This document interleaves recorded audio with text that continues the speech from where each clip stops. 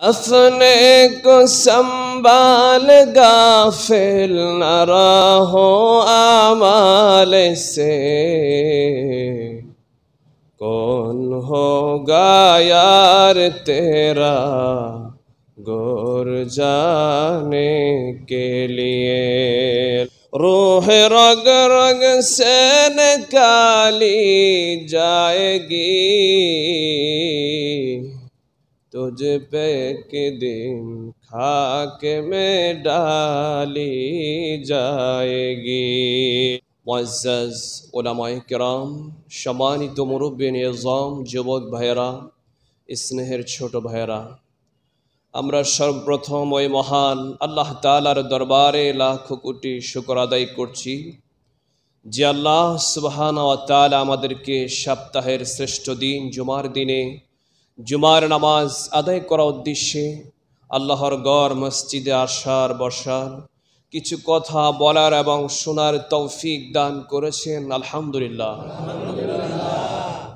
সম্মানিত উপস্থিতি, আলোচনা চলছিল কিয়ামতের আলামত প্রসঙ্গে। গত 2 জুমাতে কিয়ামতের ছোট ছোট 41টি আলামত আলোচনা করেছি।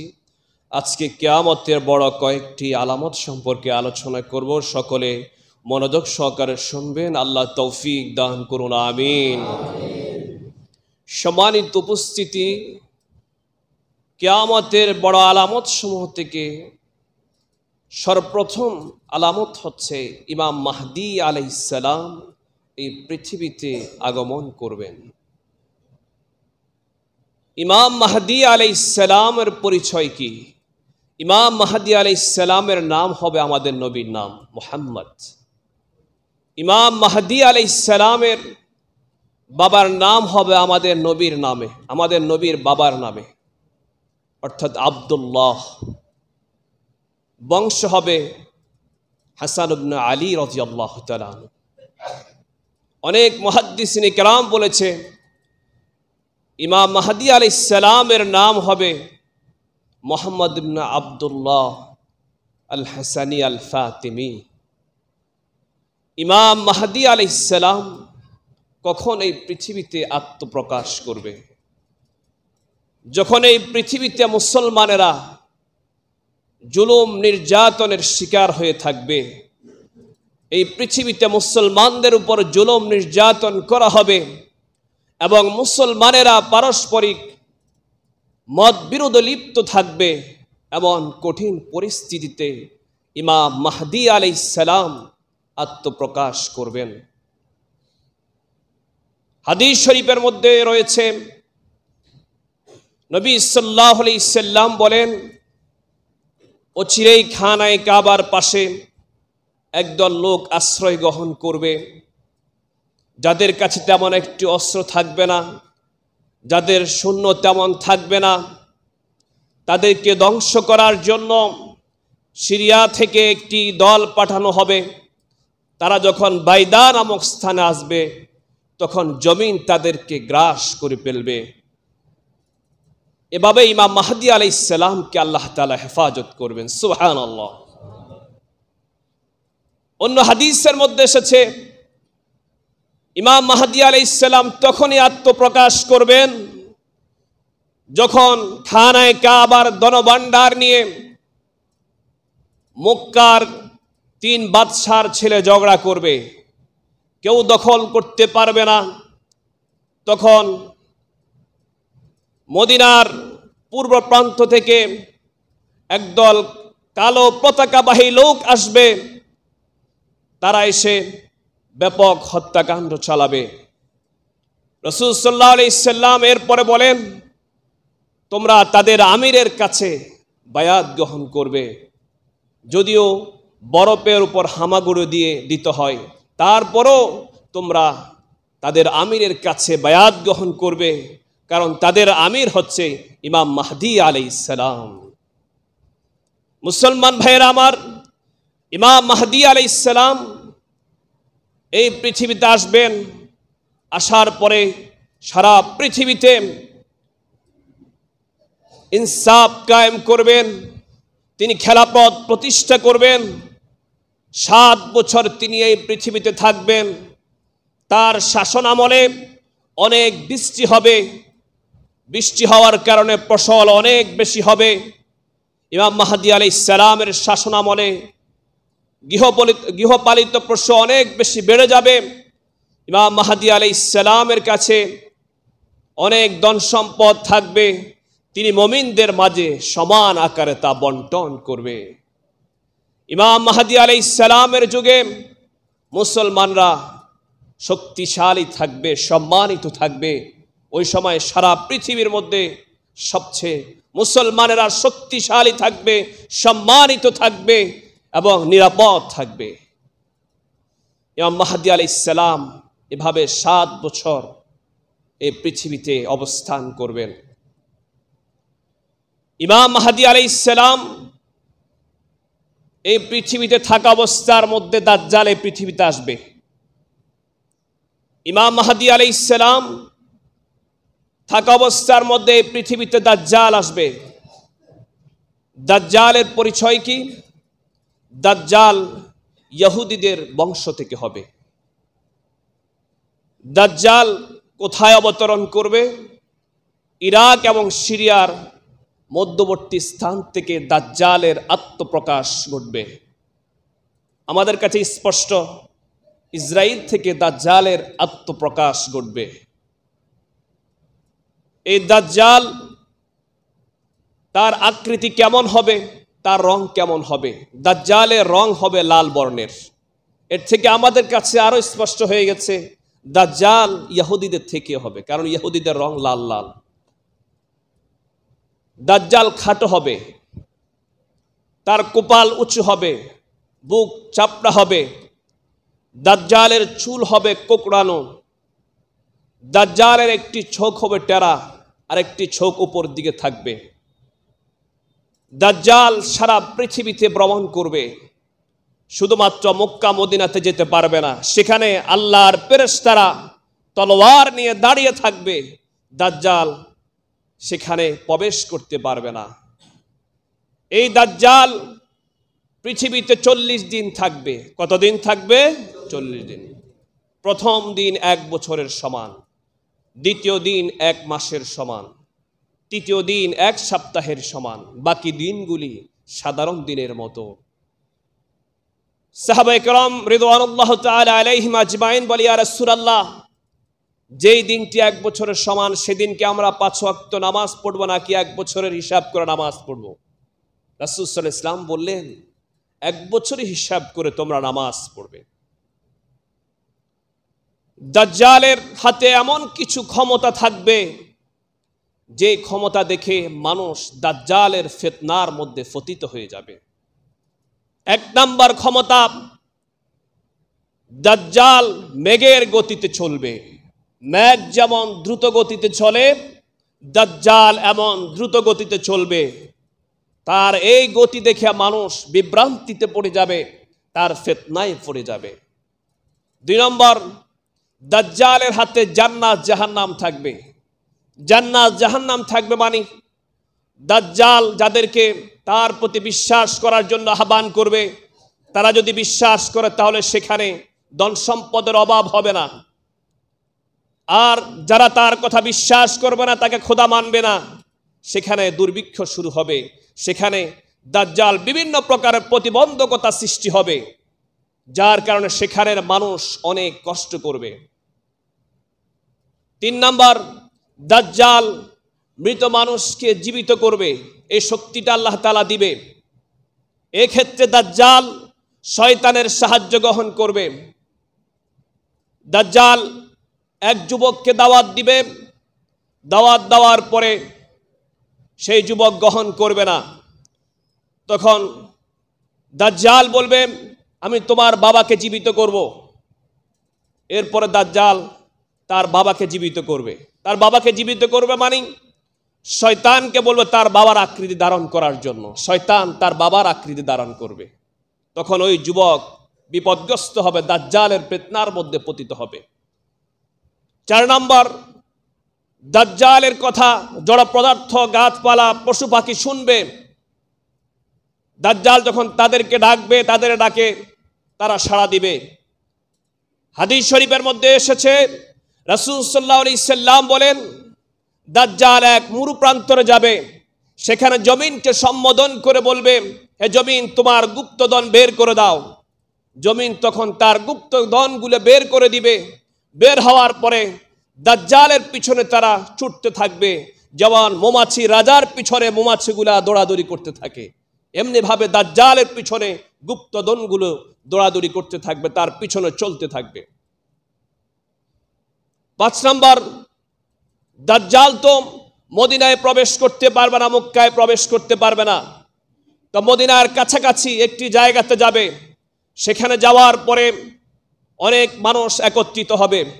একত্রিত হওয়ার পরে সেখানের মানুষদেরকে তার প্রতি বিশ্বাস স্থাপন করার জন্য আহ্বান করবে, এবং তার প্রতি যাতে করে দৃঢ় বিশ্বাস স্থাপন করে, এই জন্য সে বলবে, আমি এই মুসলিম যুবককে হত্যা করব, হত্যা করার পর আবার জীবিত করব। দাজ্জাল সে মুসলিম যুবককে হত্যা করেছে, হত্যা করার পরে বলছে জীবিত হয়ে যাও। সে মুসলিম যুবক জীবিত হয়ে যাবে। মুসলিম যুবকটি জীবিত হয়ে বলবে, আমার বিশ্বাস হয়ে গেছে তুমি দাজ্জাল। যে দাজ্জাল সম্পর্কে নবী সাল্লাল্লাহু আলাইহি ওয়াসাল্লাম ভবিষ্যৎবাণী করে গিয়েছেন। এরপরে দাজ্জাল তাকে আবার হত্যা করার জন্য চাইবে, কিন্তু হত্যা করতে পারবে না। অন্য হাদিসের মধ্যে এসেছে, দাজ্জাল তার সৈন্যবাহিনীদেরকে বলবে, এই যুবককে ধরো, তাকে পাথর দিয়ে আঘাত করো, তার শরীরের বিভিন্ন জায়গাতে পাথর দিয়ে আঘাত করো। পাথর দিয়ে আঘাত করার পরে দাজ্জাল সেই যুবককে জিজ্ঞেস করবে, এখন বলো আমি কে? তখন সেই যুবক তখনও বলবে, আমার আরো বিশ্বাস হয়ে গেছে তুমি সেই দাজ্জাল, যে দাজ্জাল সম্পর্কে আমাদের নবী সাল্লাল্লাহু আলাইহি ওয়াসাল্লাম বলেছেন। এরপরে দাজ্জাল সেই যুবককে আবার হত্যা করবে, তার মাথাকে শরীর থেকে পৃথক করে দিবে, এর মাঝখানে সে হাঁটাহাঁটি করবে। হাঁটাহাঁটি করার পরে সেই যুবককে বলবে জীবিত হয়ে যাও, তখন সেই যুবক আবার জীবিত হয়ে যাবে। জীবিত হওয়ার পরে যুবক আরো দৃঢ়তার সাথে বলবে, আমার আরো দৃঢ় বিশ্বাস হয়ে গেছে তুমি দাজ্জাল, যে দাজ্জাল সম্পর্কে আমাদের নবী সাল্লাল্লাহু আলাইহি ওয়াসাল্লাম বলেছেন। এরপর দাজ্জাল সেই যুবককে হত্যা করতে চাইবে, কিন্তু আল্লাহ তাআলা যুবকের গলার মধ্যে সীসা ঢালাই করে দিবে, দাজ্জাল আর হত্যা করতে পারবে না।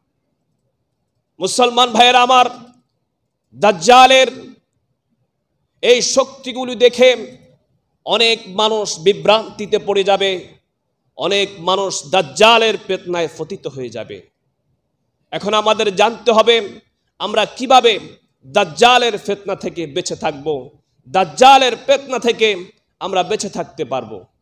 মুসলমান ভাইয়েরা আমার, যদি আমরা দাজ্জালের ফিতনা থেকে বেঁচে থাকতে হয়, 1 নম্বর কাজ করতে হবে, আমাদেরকে সঠিক ইসলামের উপর চলতে হবে।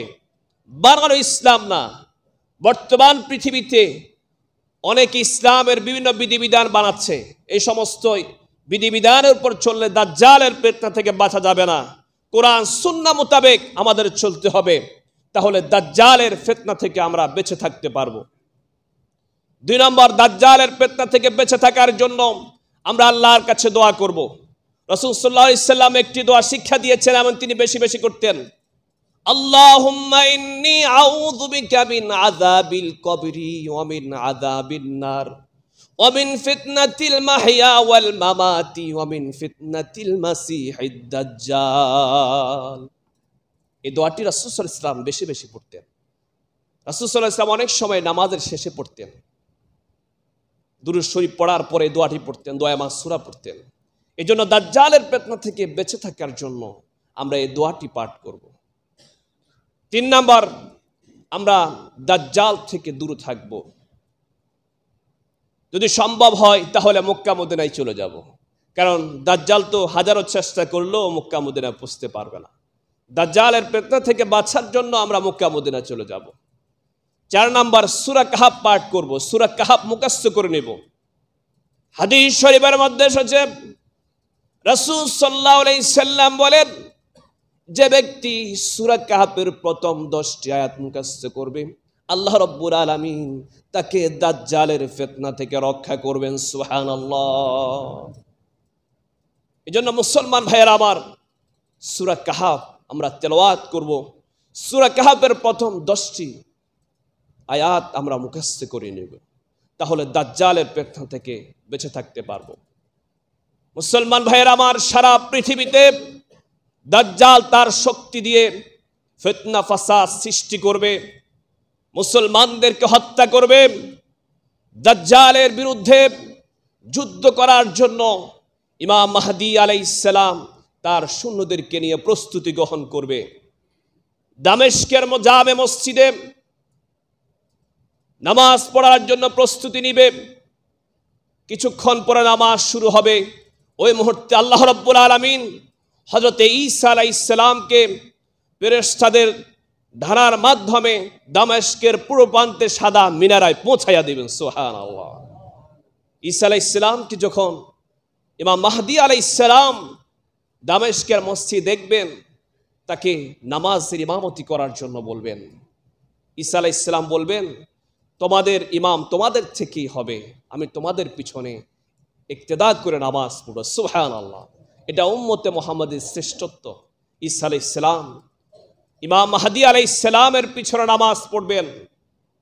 নামাজ পড়ার পরে হযরতে ঈসা আলাইহিস সালাম সহকারে দাজ্জালের বিরুদ্ধে যুদ্ধ করা শুরু করবে। দাজ্জাল ঈসা আলাইহিস সালামকে দেখে এমনভাবে গলে যাবে, লবণ যেমন পানিতে গলে যায়। ঈসা আলাইহিস সালামের ভয়ে দাজ্জাল পালাতে থাকবে, ঈসা আলাইহিস সালাম তাকে দৌড়াতে থাকবে। দৌড়াতে দৌড়াতে বাবে লুদ, বর্তমান ফিলিস্তিনের কাছাকাছি, ইসরায়েলের কাছাকাছি বাবে লুদ, সেই জায়গা এখনো বাবা লুদ নামে লেখা আছে। সেই জায়গাতে দাজ্জালকে হত্যা করবে। দাজ্জালকে হত্যা করার পরে মুসলমানরা ইহুদিদের সাথে যুদ্ধ করবে। যে যুদ্ধে ইহুদিরা পরাজিত হবে, পরাজিত হয়ে নিজেদের জান বাঁচানোর জন্য পাথরের নিচে আশ্রয় গ্রহণ করবে। পাথর বলে দিবে এখানে ইহুদি আছে, তাকে হত্যা করে দাও। গাছের নিচে অবস্থান করবে, গাছ বলে দিবে এখানে ইহুদি আছে, তাকে হত্যা করে দাও। এভাবে ইহুদিদেরকে হত্যা করে দিবে, মুসলমানরা জয়লাভ করবে। মুসলমান ভাইয়ের আমার, হযরতে ঈসা আলাইহিস সালাম দাজ্জালকে হত্যা করে ইহুদিদেরকে পরাজিত করে সারা পৃথিবীকে আবাদ করে নেবেন। ঈসা আলাইহিস সালাম সারা পৃথিবীতে শাসন ব্যবস্থা কায়েম করবেন। 40 বছর ঈসা আলাইহিস সালাম এই পৃথিবীতে থাকবেন। ঈসা আলাইহিস সালাম যখন দাজ্জালকে হত্যা করবেন, ইহুদিদেরকে পরাজিত করেছেন, কিছুদিন পরে আল্লাহ রাব্বুল আলামিন হযরত ঈসা আলাইহিস সালামকে বলবেন, হে ঈসা, আমি পৃথিবীতে এমন এক জাতি পাঠাবো যাদের প্রতিরোধ করতে আপনি পারবেন না, যাদের মোকাবেলা করতে পারবেন না। আপনি আপনার সাথীদেরকে নিয়ে তুর পর্বতে আশ্রয় গ্রহণ করুন। ঈসা আলাইহিস সালাম তখন তার সাথীদেরকে নিয়ে তুর পর্বতে আশ্রয় গ্রহণ করবে। এইদিকে আল্লাহ রাব্বুল আলামিন ইয়াজুজ মাজুজকে এই পৃথিবীতে পাঠাবে। ইয়াজুজ মাজুজ বর্তমান কোথায় আছে? ইয়াজুজ মাজুজ বর্তমান প্রাচীরের ওই পারে আছে, যে প্রাচীরটি বাদশাহ যুলকারনাইন করেছেন। এই প্রাচীরটি কোথায় আছে এটি আল্লাহ ভালো জানেন। এই প্রাচীরের ওই পাশে আছে। হাদিসের মধ্যে এসেছে ইয়াজুজ মাজুজ প্রতিদিন সে পাথরটিকে, সেই প্রাচীরটিকে ভাঙতে থাকে। ভাঙতে ভাঙতে যখন পৃথিবীর সূর্যের আলো দেখতে পায়, তখন তারা বলে যে বাকি কাজটি আগামীকাল করব। এ বলে তারা চলে যায়। যখন আগামীকাল আসে, আল্লাহ পাক এইদিকে সে প্রাচীরটিকে আবার শক্তিশালী করে দেয়, আগের মতো করে দেয়। আবার তারা কাজ করতে থাকে, ভাঙতে থাকে। ভাঙতে ভাঙতে যখন আবার পৃথিবীর সূর্য দেখে, তখন তারা বলে যে বাকি কাজ আগামীকাল করব। শেষ পর্যন্ত তারা একদিন কাজ করতে করতে যখন পৃথিবীর সূর্য দেখবে, তখন তাদের নেতা বলবে, ইনশাল্লাহ আগামীকাল বাকি কাজ করব। এই বলে তারা চলে যাবে। চলে যাওয়ার পরে আল্লাহ পাক আর সে প্রাচীরকে পরিপূর্ণ করবে না, বরং সে প্রাচীর আগের মতো থাকবে। তখন ইয়াজুজ মাজুজের লোকেরা সে পাথরকে, সেই প্রাচীরকে ভেঙে তারা পৃথিবীতে চলে আসবে। তারা সর্বপ্রথম একটি সাগরের পাশ দিয়ে অতিক্রম করবে। সাগরের পাশ দিয়ে অতিক্রম করার পরে সেই সাগরের পানি পান করে ফেলবে, একা সমস্ত পানি খেয়ে ফেলবে। পরবর্তী দল এসে মনে করবে এখানে কোনো পানি ছিল না। ইয়াজুজ মাজুজের লোকেরা এভাবে সারা পৃথিবীতে আসবে, সারা পৃথিবীতে হত্যাকাণ্ড ছড়াতে থাকবে। এক পর্যায়ে ঈসা আলাইহিস সালাম এবং তার সাথীদের খাবার শেষ হয়ে যাবে।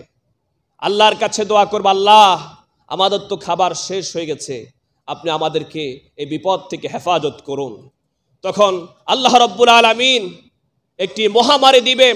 কোনো বর্ণনাতে এসেছে এক প্রকারের পোকা পাঠাবে, যে পোকাগুলার আঘাতে ইয়াজুজ মাজুজের সমস্ত মানুষ মারা যাবে, সমস্ত ইয়াজুজ মাজুজের গোষ্ঠী মারা যাবে, সারা পৃথিবীতে লাশ আর লাশ পড়ে থাকবে।